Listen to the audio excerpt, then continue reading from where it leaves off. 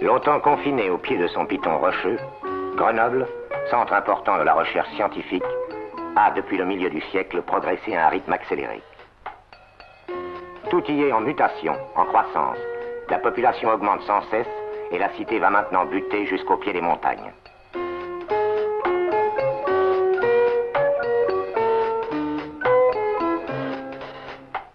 Chaque dimanche, la ville émigre vers les sommets tout proches où le ski est roi. Les ambitions de Grenoble s'étendent également au domaine culturel.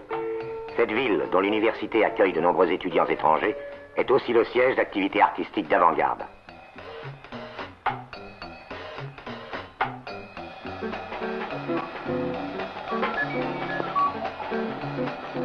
La Maison de la Culture en est une manifestation concrète.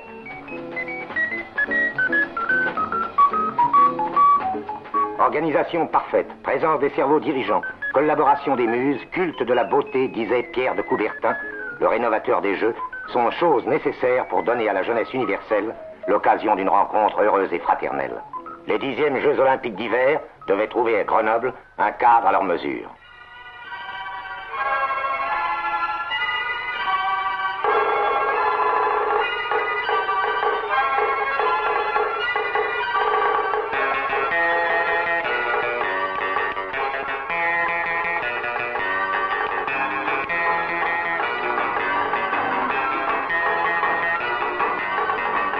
Les programmes de télévision du monde entier ont accordé une très large audience à ces Jeux, car cette manifestation devait dépasser en ampleur toutes les précédentes.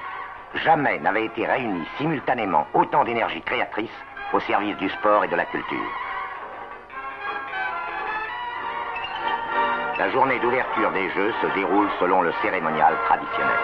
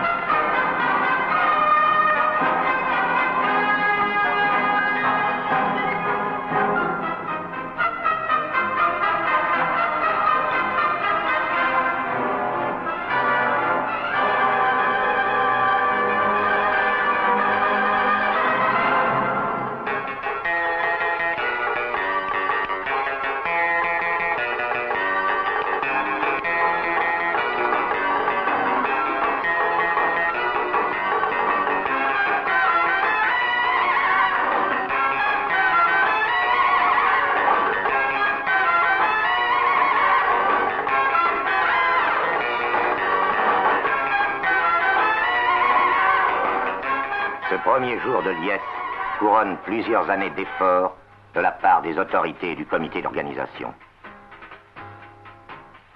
Les directions techniques, sportives et administratives, responsables de la création et du bon fonctionnement des installations sportives et parasportives, ont préparé 3 années durant l'organisation des épreuves, l'hébergement, l'information, la propagande, la restauration et la billetterie, dont elles assurent enfin la gestion. Ceci a exigé la mobilisation d'une armée de spécialistes parmi lesquels Total, premier groupe pétrolier français, a apporté le concours de son expérience acquise sur 5 continents.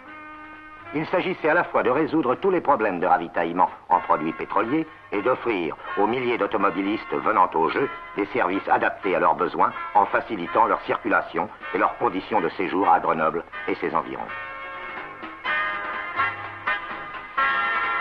Plus de 2000 flèches de signalisation jalonnent les itinéraires menant au lieu des épreuves.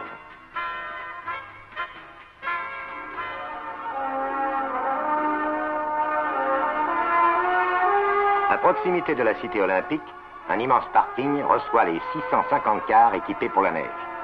6000 ravitaillements de gasoil sont effectués de nuit comme de jour par 8 camions spéciaux munis de groupes à distribution mesurée.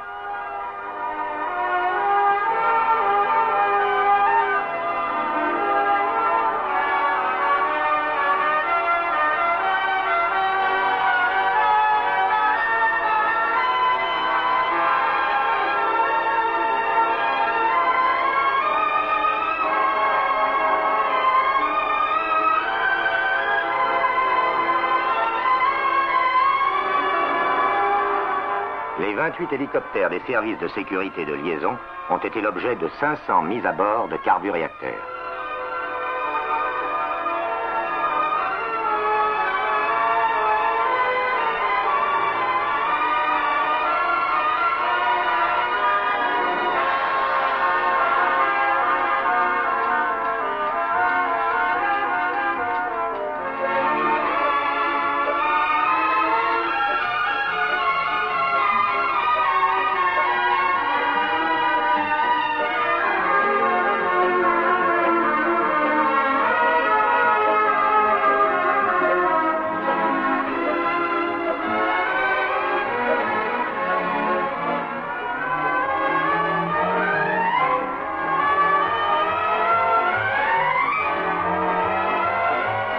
Aux spectateurs des compétitions olympiques, il faut un certain courage pour se mettre en route dans le froid intense du petit matin.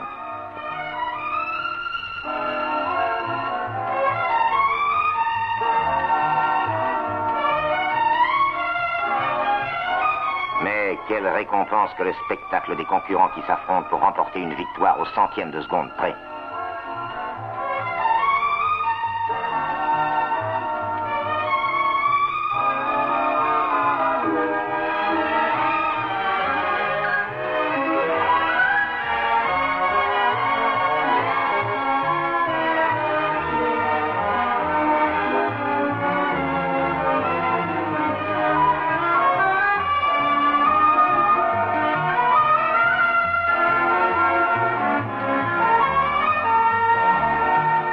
La solidarité internationale joue sur la route, où les voitures radio de secours des touring clubs de France, d'Allemagne et de Suisse patrouillent en permanence.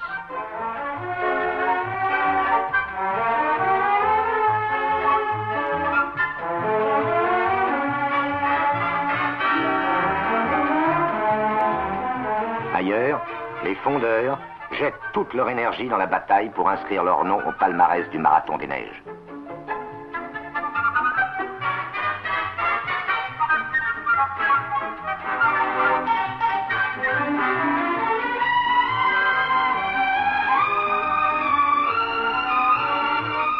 Pendant ce temps, les dépanneurs apportent leur aide à l'automobiliste en difficulté.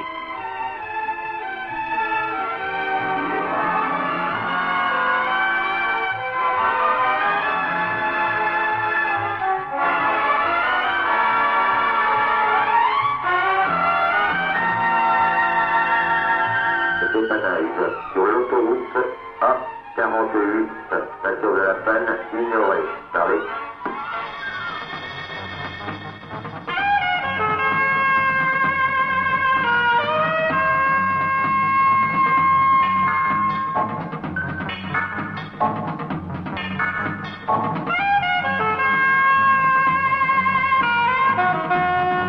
À Champs-Rousse, les grands noms du ski vont, comme à la parade, faire la démonstration éclatante d'un savoir et d'une maîtrise de soi durement acquis.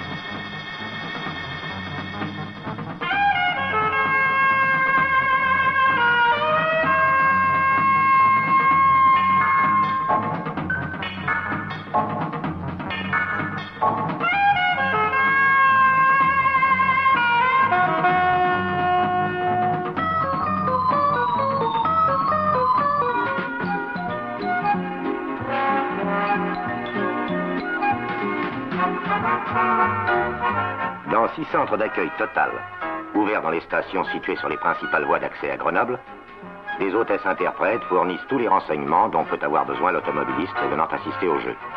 Total avait mis à la disposition du réseau 600 000 dépliants, cartes et programmes. La vitesse sur glace est un sport peu connu. Ce sont les faux départs qui créent le suspense.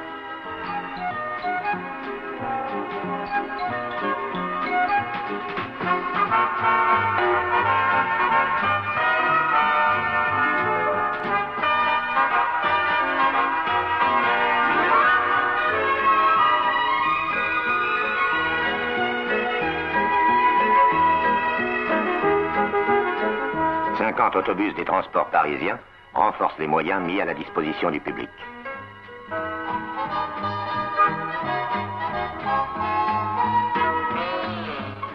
Chaque jour, l'architecture aérienne du stade de glace est prise d'assaut par une foule d'enthousiastes.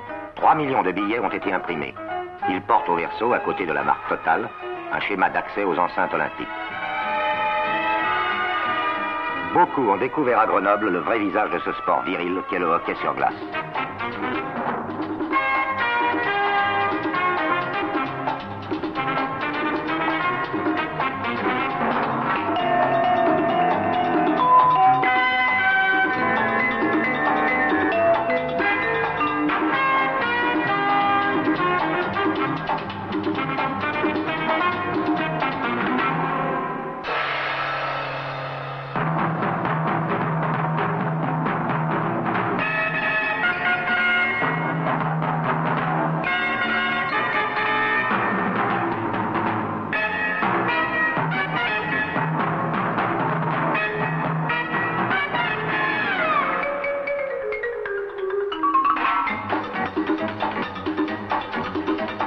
Les 1200 minicars et voitures officielles affectées au transport des athlètes et des personnalités disposent de 25 points de ravitaillement répartis dans la région.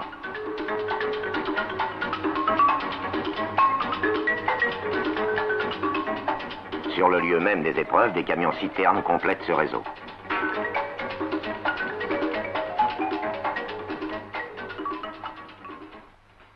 La course de descente est à coup sûr l'épreuve reine, car c'est bien elle qui exige le plus d'audace.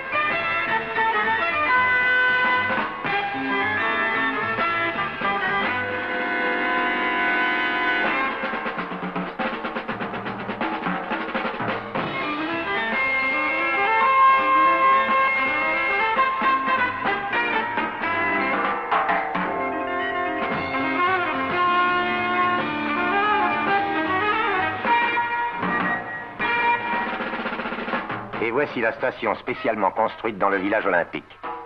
La quantité de produits pétroliers distribués pour l'organisation des Jeux s'est élevée à plus de 2 millions de litres.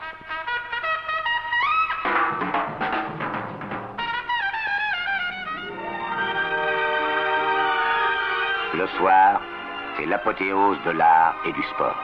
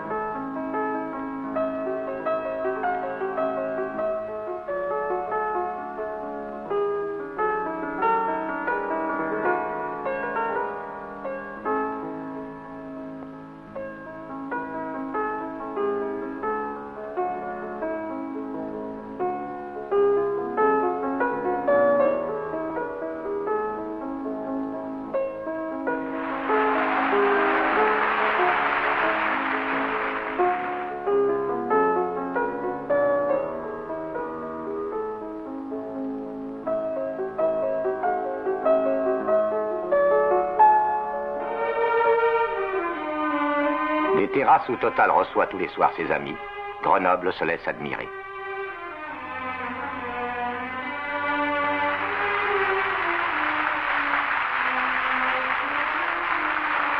La cérémonie de clôture, avec la remise des dernières médailles, n'est qu'un au revoir.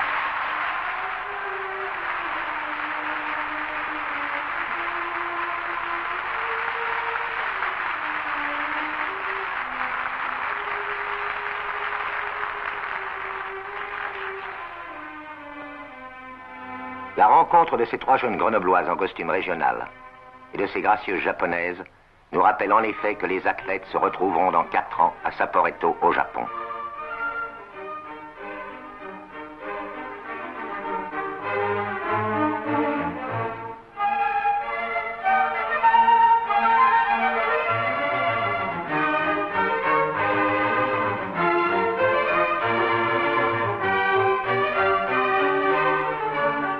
Tandis que pour quelques instants encore, la flamme olympique brille dans la nuit.